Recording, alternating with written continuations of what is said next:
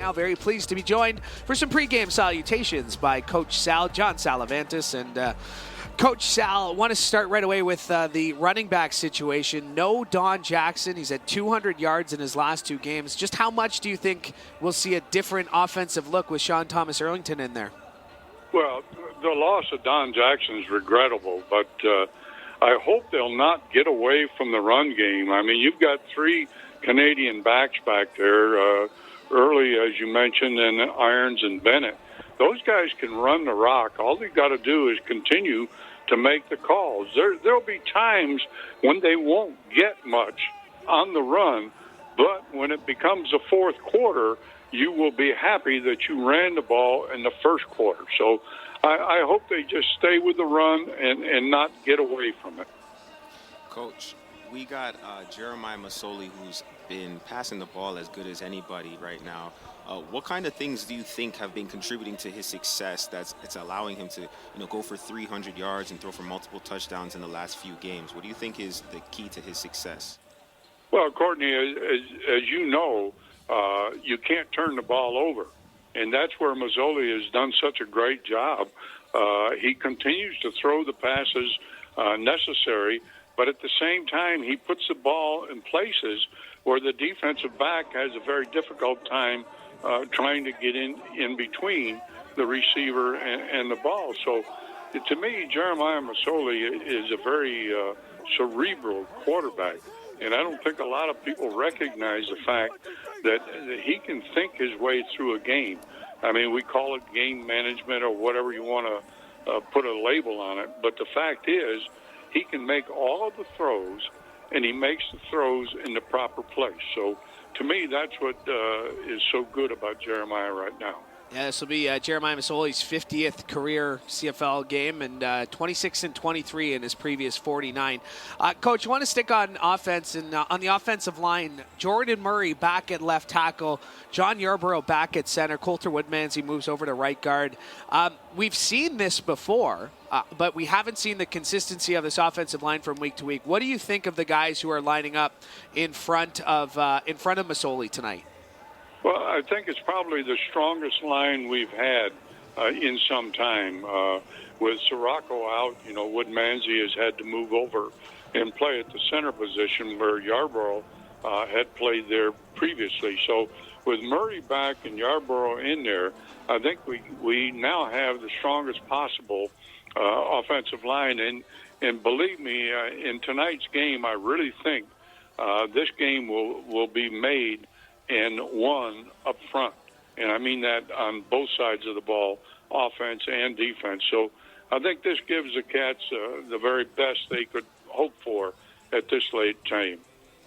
Coach, the Argos and the Hamilton Tiger-Cats have played close games. Do you think that going through the season and having those matchups that come down to the last few minutes, do you think that galvanizes a team and gives them a different type of tenacity heading into the last leg of the season, into the playoffs? Or do you think that might bring some doubt into the players' minds, wondering if they can actually close out and finish these games? Well, to me, Courtney, you throw the stats out in this game. This game will be won, as I say, up front. Things you've got to do, and you've got to do well. You've got to play very aggressively, but you've got to avoid penalties. As you know, you've been in these games with Toronto. Don't fall into that trap where you lose your composure. This game will be a typical Argo Ticat type game with lots of hard hitting and lots of talk after the plays are over. So to me, you just got to play the game as physical as you can play it. And Toronto is a very physical team, and Hamilton, has to counter that right off the bat. Yeah, teams drawing fewer penalties this season have gone 34 and 18, which is a 654 winning percentage. So a very telling stat there.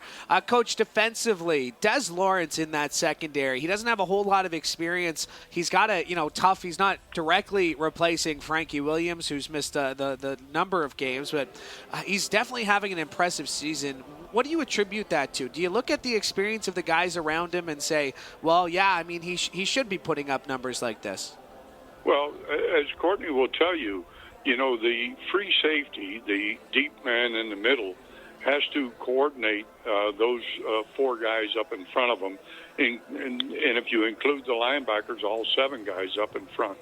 But the fact that you got Brooks on the same side as Lawrence gives him a real advantage, I think, in being able to understand what's going on. And Adelica's done a good job thus far in being able to organize his group back there and keep them, all playing in the same way. You can't have one guy freelance. Everybody has to play the defense that's called. How important will showing up in the fourth quarter be for the Ticats? We've seen it, that prevent defense has come back to bite them late. But how important will that last 15 minutes be in determining who comes out victorious here? Well, I think this is a 60-minute game. There's no question about that.